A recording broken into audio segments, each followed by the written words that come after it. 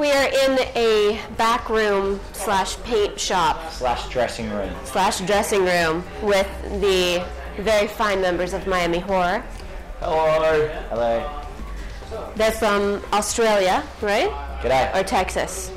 Texas. Yeah, there we go. Australia, Melbourne. Melbourne. Texas is cool. Melbourne. Yeah, not Melbourne. Nah. As everyone Really? say, yeah, Melbourne. Could you tell me a little bit why, like, you don't pronounce it like Melbourne, even though that's how it's There's spelled? weird things like that, like North Kit when it's spelled North Coat. Why's that? I don't know. I think it's just why don't you say Melbourne? I don't know. It's just maybe I reckon it's laziness. Probably you get sick of saying the name of your town all the time. If it takes too long, it slows you down. Melbourne, done. Melbourne, finished. So how do you say your band name then? When we're in America, we say Miami Horror. Miami Horror. You have to say like a whore, eh? Like whore. That was a little at the when end. You're in Australia, Horror. Miami Horror. Horror. Yeah. Miami Horror. So when did you guys start out, and how long have you been together? And tell me a little bit about the beginnings. Been playing music for ages, haven't we? Yeah, we had no choice since we were born. You just came out of the room and you were like, where's the Nord? Where's the drum kit? Yeah. We're Nirvana rockers. Yeah. 14, 15 years old. Nirvana. Guitars, distortion pedals, Radiohead, three Refused. chords. Yeah, all of that. And then I guess after we rocked for ages and got nowhere, we joined a dance band. Oh, Yeah. very cool. No, we did lots of rock stuff, I guess, and just kind of started going out to clubs and things like that in Melbourne and got a lot more involved with that scene, and that's where we met the other guys in the band, and I guess we combined forces a little bit. So did you meet them like at shows? Were they rocking on stage, or were they just like in the crowd and you were dancing and you were like, yo, I like your moves? You want to jam? You still band? Ben, I like your moves. No, it was through Jerry, the manager who's behind the camera that you don't see. I knew Jerry. Come here, come, just wave. Just jump in this up, come on. Yeah. Oh, we got you. Jerry managed to... That's an exclusive there. Yeah, you don't see him, eh? Jerry managed this other band that I joined for a little while, like kind of a post-hardcore band or something. I don't know if that's what you call it. Something like that, isn't it? Yeah. Were you screaming on stage? Was I what? Screaming. Yeah, I did some backup screaming. That's great. Like kind of metal riffs. You did the fifth. You took the fifth, didn't you? Yeah. I tried to put one harmony in there, but I don't know if Serena can. If we ever made it work or not. It was still fun though. But yeah, through that, Jerry was also managing Ben, and I guess we sort of knew each other a little bit from around the Melbourne music scene, and we had a band together too, little pop dance band. So we all just been playing together for ages.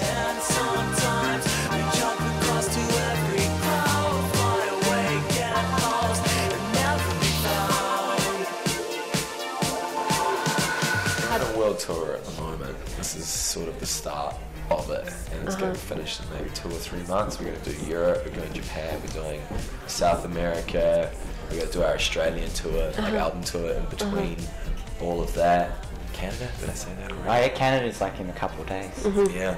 Wow. To New York tomorrow.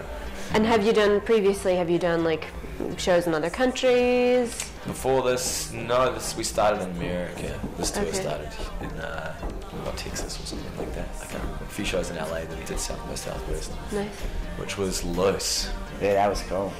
It was what? I'm sorry? Loose. It's loose. like people getting loose. It's kind of New Year's Eve every night there. You know, people on the streets everywhere, bands. Anywhere that you could put a band. Yeah, they don't want to hear if you go for some South. You walk over sewage always. How have you noticed like the cultural differences between the people, the crowds versus like let's say Australia versus here? Are there more dancing here? Are people more receptive? It's different with even like the towns, you know. Like in Australia, Melbourne's a bit different to say Brisbane or something, you know. Then Mexico, when we go to those places, they were crazy, weren't they? Yeah, that show was pretty wild. You know, South America before that, they were going off. Yeah. The American shows are pretty similar to Australia, I would say. But like we have great shows in Australia and people get into it, so it's been really, really positive. Everyone's been into it and nice and very well mannered American people. Lots of you're welcome. Yeah, you're welcome. I really like that. Just that extra touch It's nice. We top it off nicely. Yeah, it's good. It's No good. problem. It seems quite genuine as well. So Say that.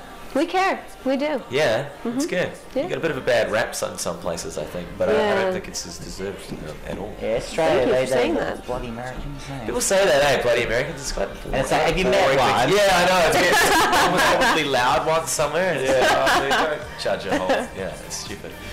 You guys are cool. Thanks so much.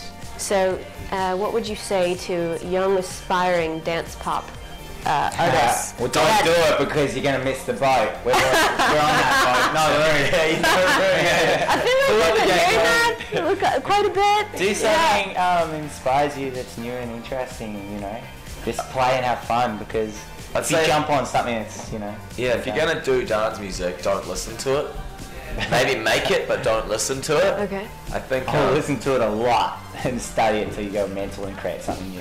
No? Yeah, I think so. Something like that. I just think if you're going to do music in any shape or form, you should listen to lots and lots of it and be inspired by everything. Don't close your mind off to just one genre. Don't just listen to one genre. Listen to everything because you need to be.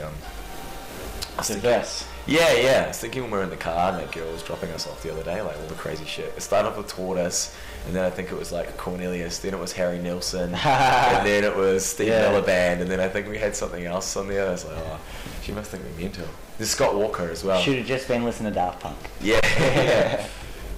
This has been a great interview so far. I don't really have to ask any questions. It's really cool. You got us at a good mental. It's moment. really, really nice. No, it's good. So, what are you most looking forward to?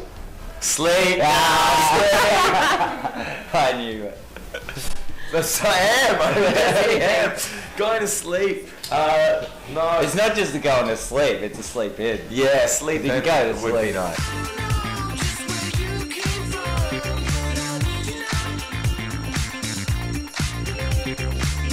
And you have a new album. Yeah, the debut album.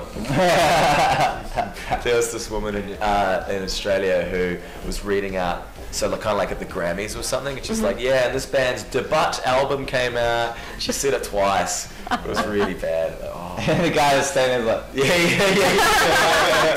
His eyes got that. and then it's that one. I won't name. It's the first one, isn't it? Yeah, Illumination. Yeah, so I guess we're playing lots of. Last time we came out, was it out when we came away last time? No. Yeah, so it's. It was coming out in Australia anyway. So for all the people who have downloaded it for free off the internet, now we're playing it to them.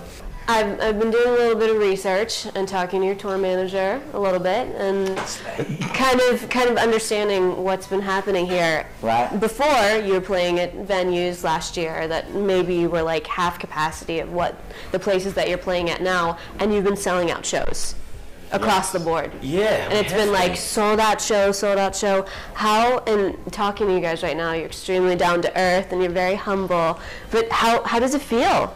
All of a sudden you're blown up. And this has only happened in the last year or so. So I think all those years of us playing shitty places and working hard on that, I think if you were Justin Bieber, you'd go crazy because you're 14 or something like that. But if you're older like us, I think, starting to get a bit of success, it's not like it's going to make you crazy. You're already pretty well-rounded as a person, I think. Yeah, we've done a lot of gigging and all the emotions of being in a band earlier, like, with the other people sharing space and all that stuff. So yeah, we're just, now that stuff's happening, we're playing shows and we don't have to work jobs.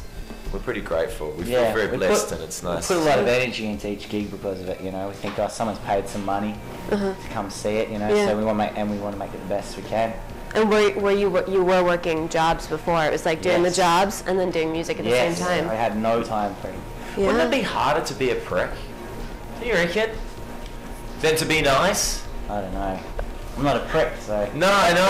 I don't think I am either. People come up and say nice things. You say thank you very much for coming. I'm glad you enjoyed it. Some people are insecure. Yeah. Well, then maybe they're not being pricks. I think they just They're don't quite know how to handle things, so they come across as arrogant, perhaps, and they're probably not. They're usually just shy. What do you reckon? I want you to host the show from now on. Yeah, That's all. That's kind of what I was thinking.